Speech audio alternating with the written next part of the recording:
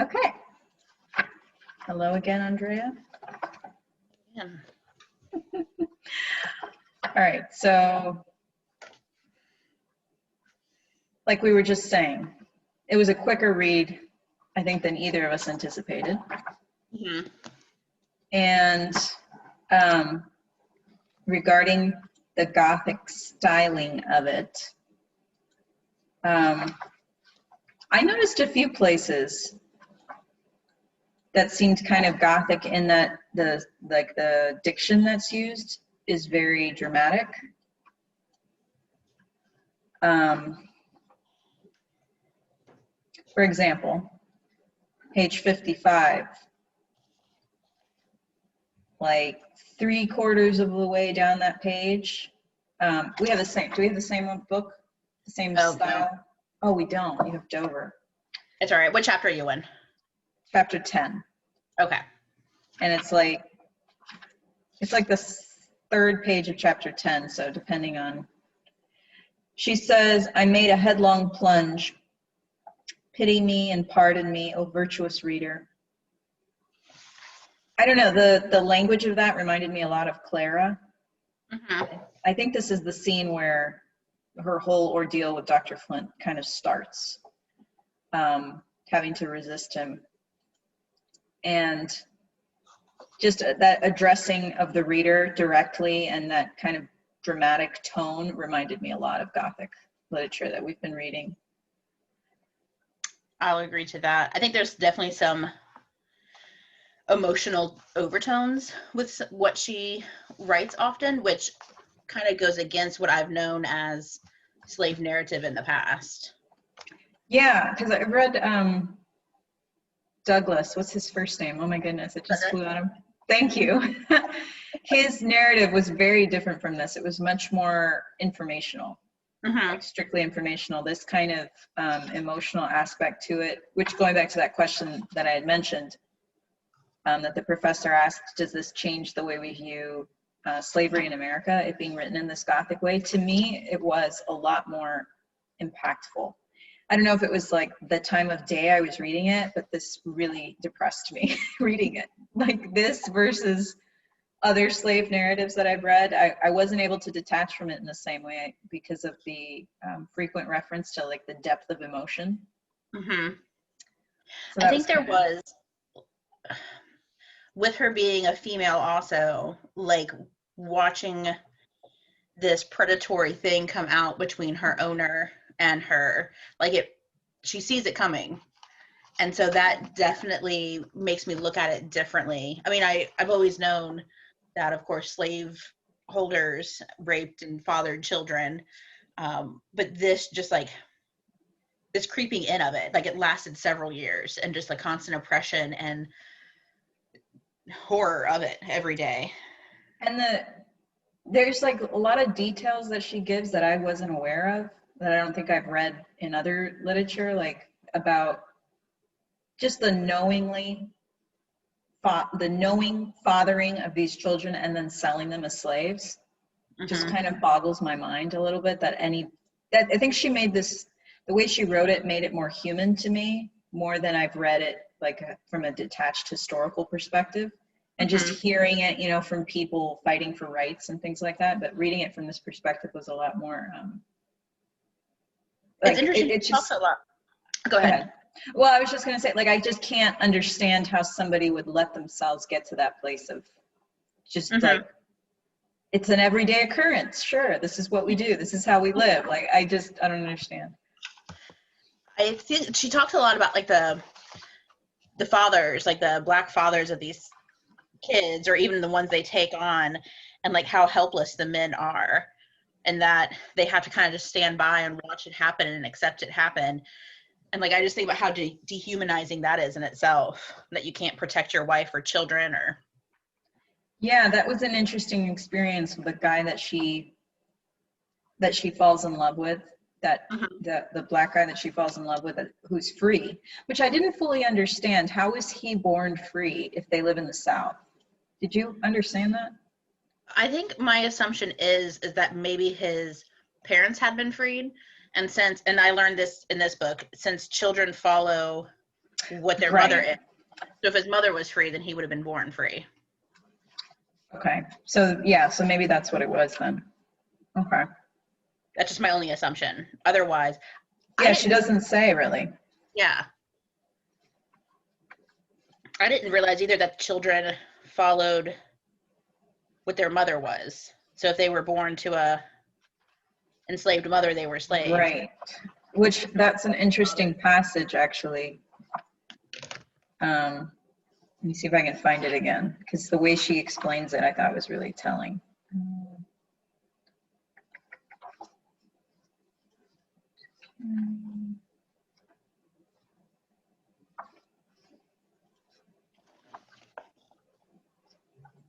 If I can find it.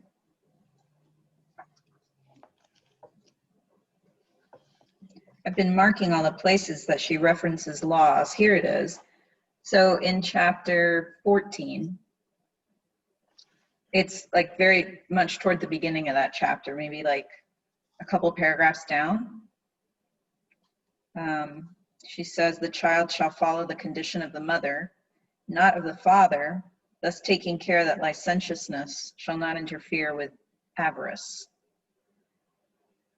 I don't remember what avarice means, but I took the gist of what this sentence meant, which was that it's like, it's convenient that it doesn't follow what the father's doing, because then it doesn't stop anybody from having to have a conscience about having raped the women. Mm-hmm. I made a note also on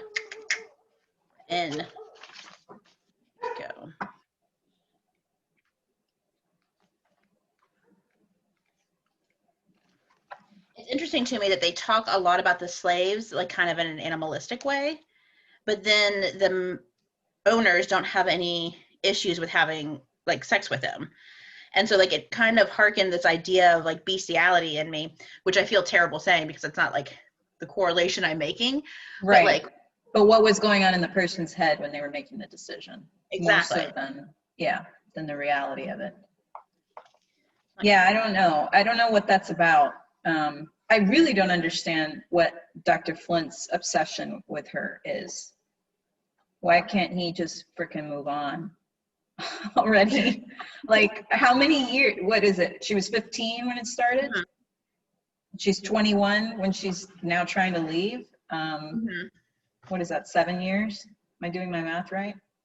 6 years, whatever. It's a long time to be going after somebody that you're, 30 years older.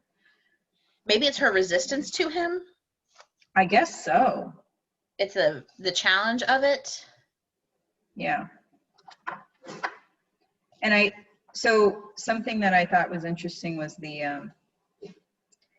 so the concept of heteroglossy that was mentioned in the lecture video, I didn't expect it to be so obvious when it started.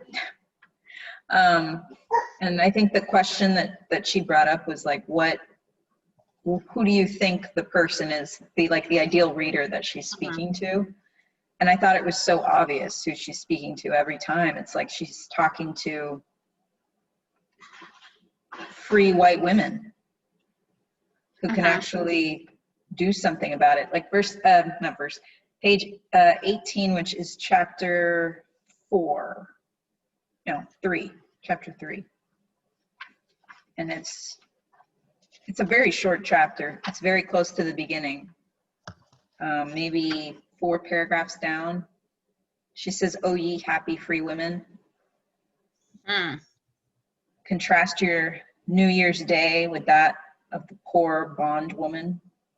And I think that was the first place I noticed her directly speaking to a reader.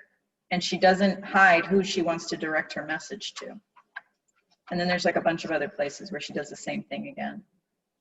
I think that makes a lot of sense because she does use a lot of examples of what like the pious female slave owner is like, and like who should be your examples and role models when it comes to it.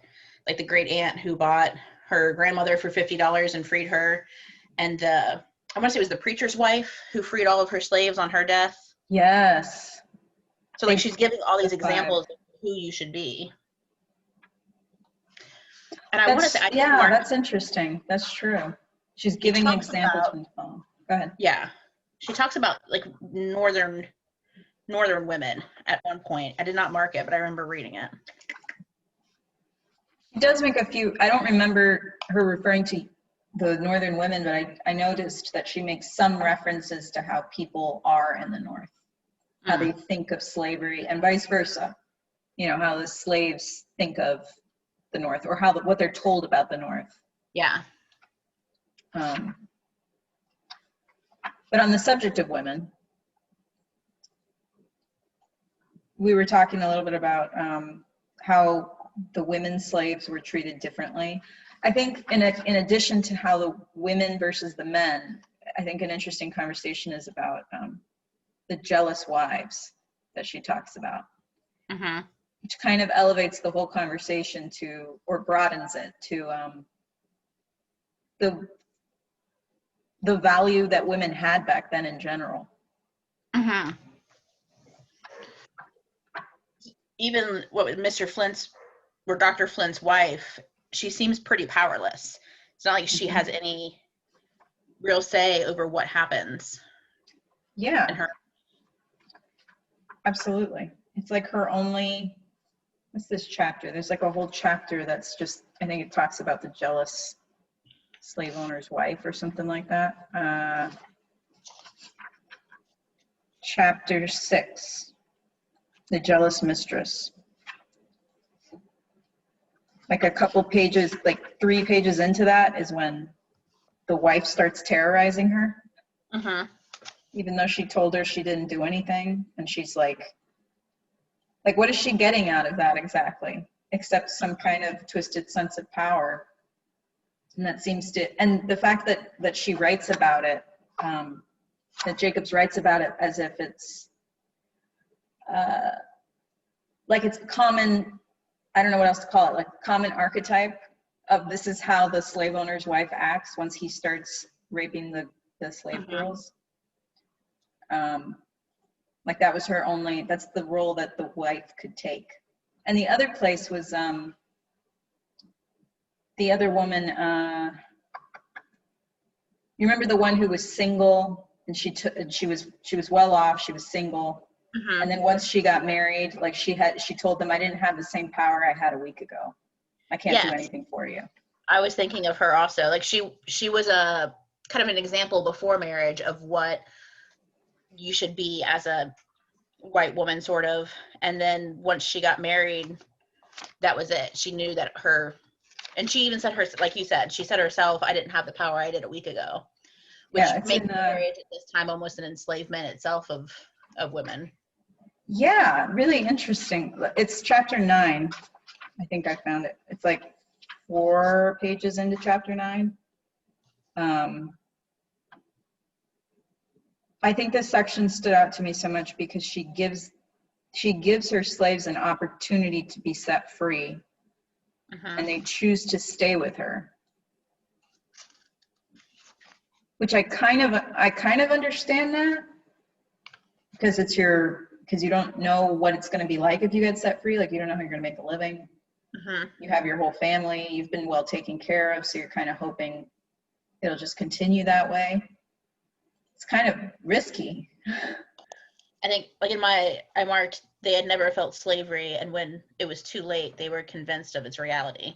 Yes. Like they had an idea of what slavery was. I feel like that line not only goes towards the slaves, but also towards the new wife. She'd never felt that oppression until it was the reality of it. Yeah. What's weird to me is that, or what's interesting, I guess, is that it's like she almost knew she was going to lose some power by marrying him, because she tries to free them before she gets married. You know, it's like she's going to try and do everything she can beforehand because she knows she's not really going to have a say afterward. It's unfortunate to have that expectation. And still, she was the one with the money, so that's even more surprising. So when Flint's son gets married and the new wife comes, it's interesting how she kind of has this dual role. Like, I haven't read much about her yet when stopping at the end of 17, but it says that she gets along with her, but then also when the old slave goes to get his food rations, she just tells him to eat grass, like basically condemning him to die. So it's just such like a contrast of like, I guess, the personal relationship you can have, but also how they treat slaves in general. Yeah, I don't understand. I'm not sure how they can, what's interesting is that she keeps describing Flint's son, the younger one, as if he's really harsh, but he hasn't done anything to her yet. So I'm kind of interested by where she's getting that impression from, or unless I missed something. No, I think you're right. She talks earlier in the book about how Dr. Flint is jealous of his son and thinks that, like, that's why he never sent her there, because he was afraid, like, he would take her or whatever. Right. But maybe those are, like, she's afraid that the old Mrs. Flint is going to poison the new Mrs. Flint against her. Maybe that's exactly what Dr. Flint did against his son. Yeah.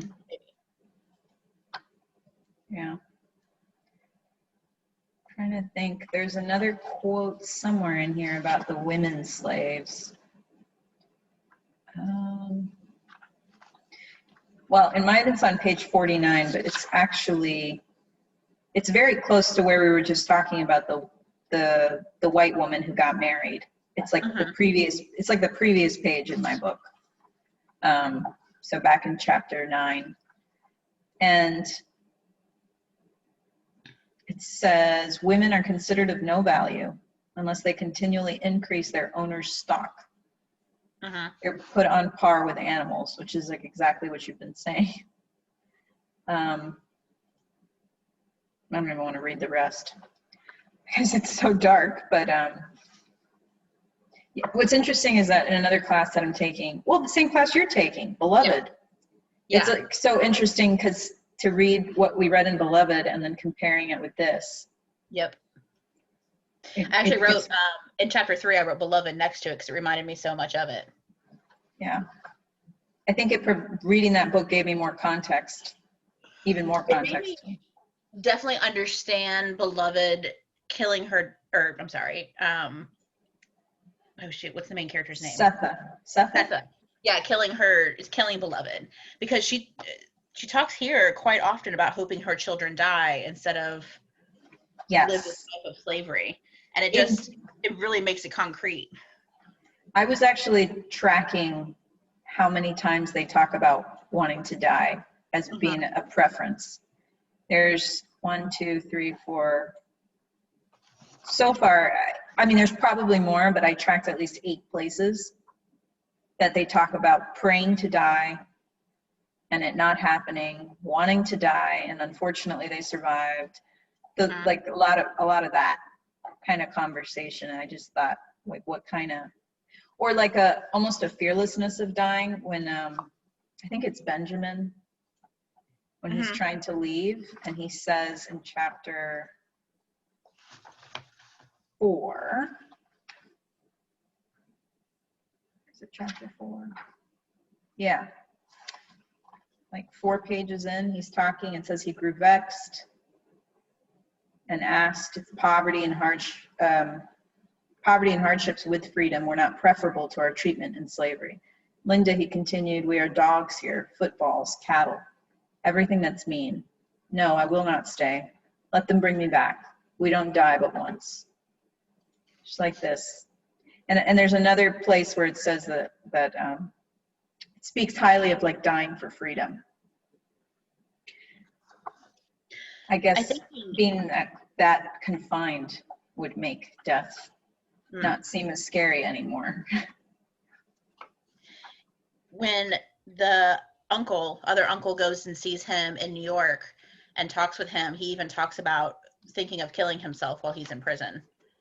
But he knew he would stay in that hell if he had killed himself. He does talk about, you're right. I wish I could remember where that was. I definitely did not mark it. I didn't. That was such a, what was so interesting to me, like about him trying to leave and then subsequently, I guess Harriet. I just realized that she doesn't give herself a name in the book. I'm assuming it's Harriet, her character. That, you know, her trying to leave, it's like her, or Linda, hello, it's Linda. Oh, okay, yeah, yeah. That's the name, sorry, brain fart. Anyway, her grandmother discourages them from leaving, which I would think, which based on her grandmother's character, it seems her grandmother was about trying to make the best of the situation. Yeah. And so maybe that's why she would rather them stay alive than risk dying, or worse, like being tortured for something that may not even work out. It's interesting you say that she wants them to make the best of the situation. Through chapter 4, I kept marking places where it kind of had that idea of the American dream, or I don't know if you've heard of the 1776 project. It's kind of like, so there's that, I'm not gonna be able to remember it now, like the 16, whatever. So there's a new curriculum being pushed, hoping to get more like reality of what happened in America with slavery and the Indian genocide and all of that stuff. And then there's a conservative push now called the 1776 Project, which is highlighting, like, wanting to foreshadow or keep all that stuff in the shadows and just highlighting like the slaves or the people of color who have done, you know, great things, and just kind of put a spotlight on them instead of talking about the horrors of the reality of our history. So through chapter 4, they talk a lot about that. Like it says, the second paragraph in chapter 4, he had seen fit to place us under these circumstances. I think this is the grandma talking. He had seen fit to place us under these such circumstances, and though it seemed hard, we ought to pray for contentment.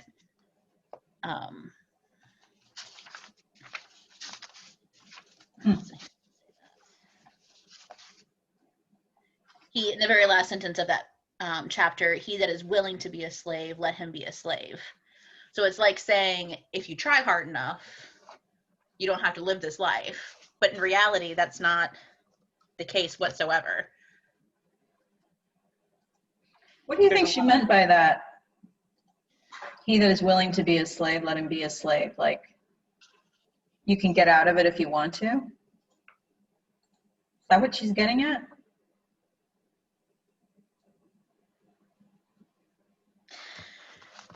I feel like that's kind of that like old American adage of like, pull yourself up by your bootstraps, working hard will get you where you want to be. But that's not a real reality. Is that something like they're telling themselves to be content with this life as they're working hard to try to get out of it? Even though it's very unlikely you will. Her grandmother, I mean, she did work hard, but there was a lot of luck along the way with it also.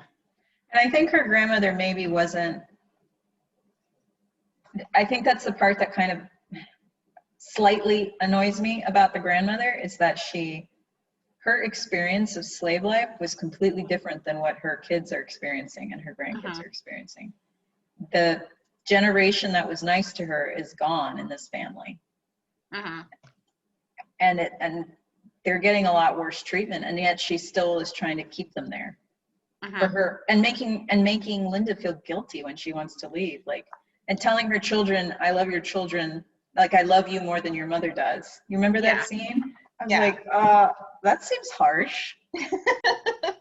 I thought too, when she kicked her out, like when Linda went to her and was saying that like she was pregnant, and the grandma thought it was her master's child, it's like she blamed her for allowing it to happen, which it really surprised me.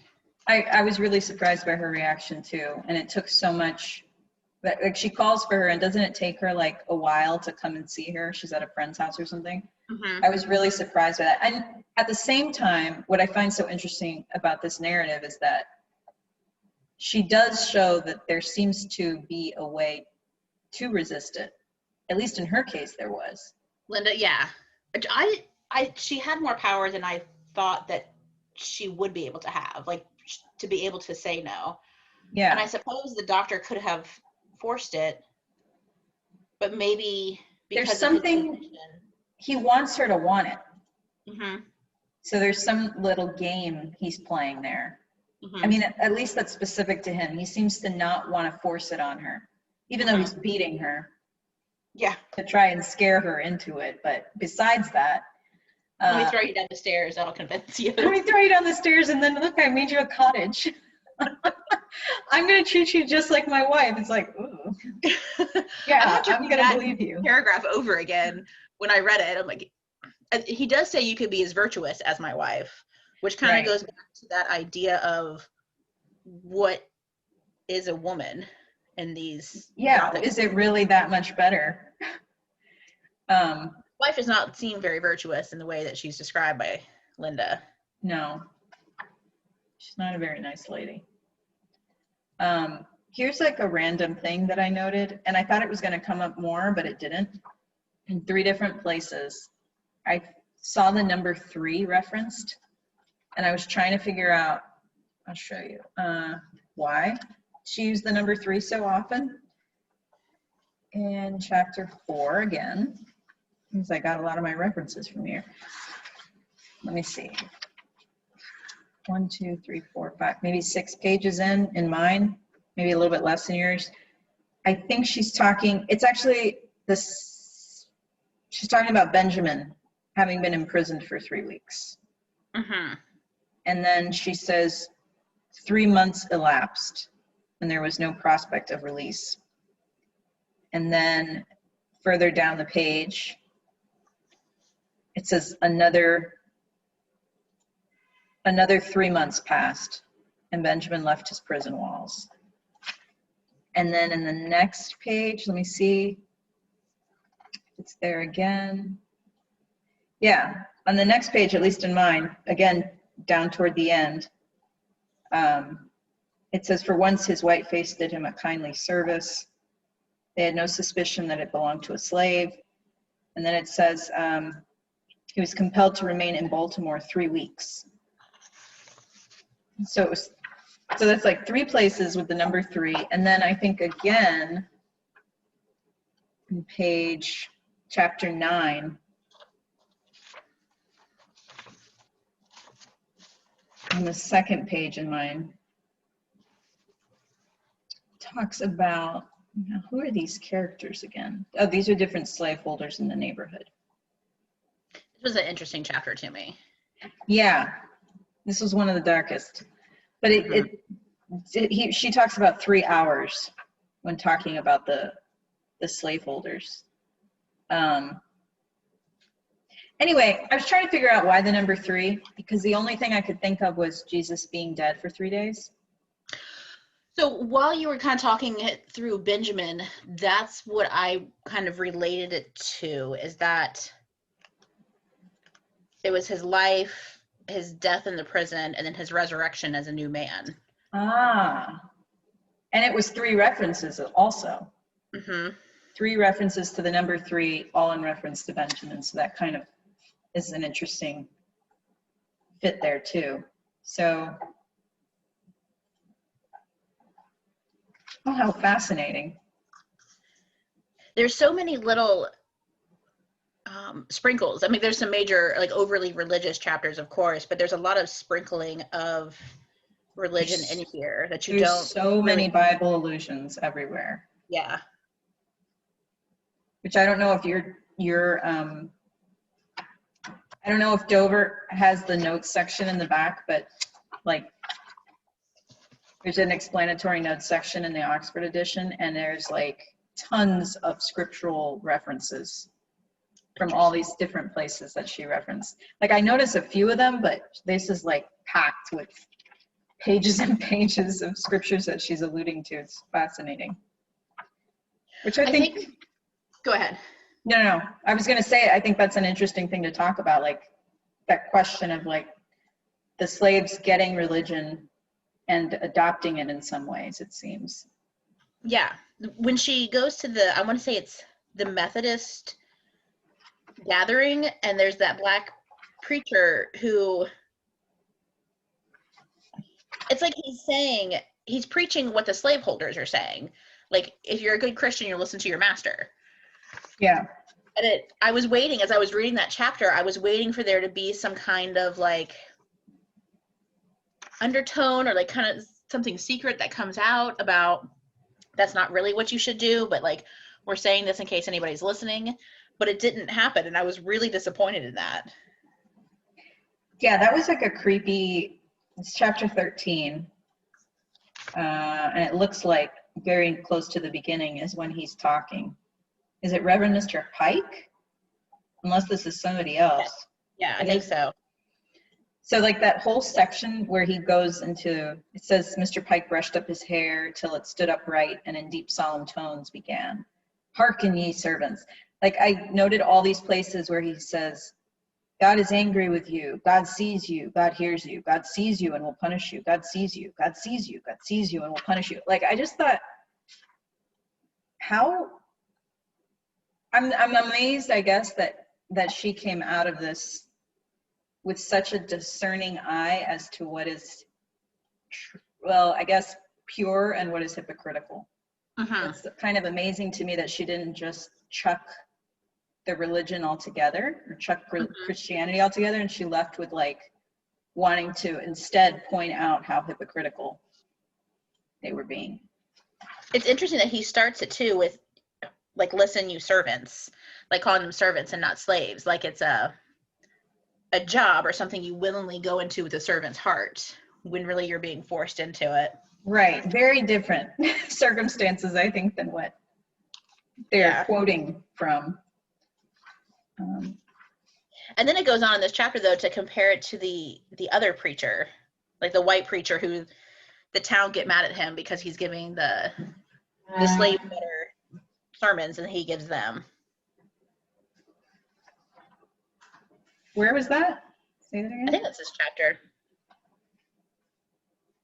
Oh, maybe not. Just kidding. I don't think it is this chapter. No, it is. So this is like, mine's on page 62, so maybe halfway through this chapter. It's after the Satan singing. Satan singing, okay. It starts like the Episcopal clergyman who had ever since my earliest recognition. Oh, okay, yeah. Like, this is like kind of what she says. It's kind of like an example of a holy man. And then his wife is another example of a truly Christian woman. Women. That should be the example. Which maybe is what I think the professor had talked about, the ideal woman, that kind of discussion. And I wonder if she's kind of putting the ideal woman, well, first of all, she definitely appreciates virtue, even though she feels like in her situation she didn't have a choice. You could tell she feels terrible about it. And then combining that with this Christian woman. And while we're on that, the way she talks about her grandmother is almost like her grandmother is a god. When she talks, there's this whole section where she's talking about having to repent. Here we go. It's page, chapter 10, like at the very end of chapter 10.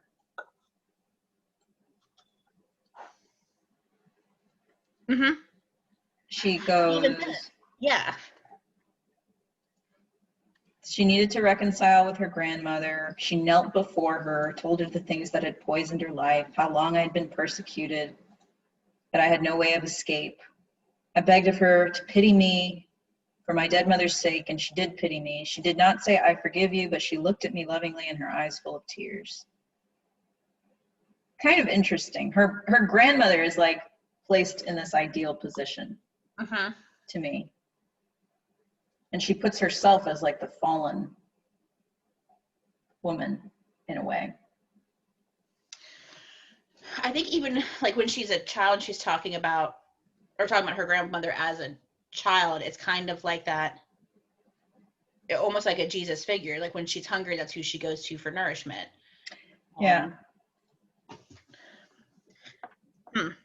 Yeah, there's a lot of, yeah.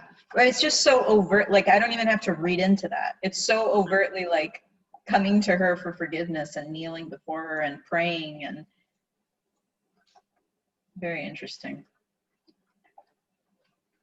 It is interesting too, because I guess that kind of, if we're thinking about her in this kind of God role, her rejection of Linda kind of makes sense too. It's like when God gets angry with humans and there's the great flood or whatever, like he punishes. So like she has that side of her, like a duality of this kind of God nature in her, the forgiving and the angry.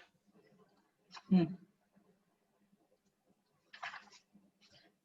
interesting. Well, that's been 30 minutes. Oh. Just like that. This one was packed with stuff. Yeah. All right. It's not an enjoyable read, but it's like it's easy to get through because it's so hooking. Yeah. I actually always find slave narratives very engaging. Unfortunately, I don't enjoy reading them. They are very engaging though. Yeah, I enjoyed. I don't even want to use that word. I keep saying enjoyed. I did not enjoy this. I appreciated the opportunity to learn from her having written this, and also knowing that she got out is a comfort to me while I'm reading. So on the back of I always read last paragraphs in the back of books first. But it does say like she's, and I think she tells us at one point that she's freed and she's like kind of retelling this. But it does make me feel better to know that she's escaped and I'm not quite as worried about what happens to her. Exactly. Like there's a light at the end of the tunnel. And even like in this last chapter, I think, or the chapter 16, wherever it was, the last time that she sleeps at her grandmother's house, and she specifically says it was the last time. And I'm like, yay, it's going to work out. We're halfway there. Yeah. So. All right, I'm going to stop recording here. Okay.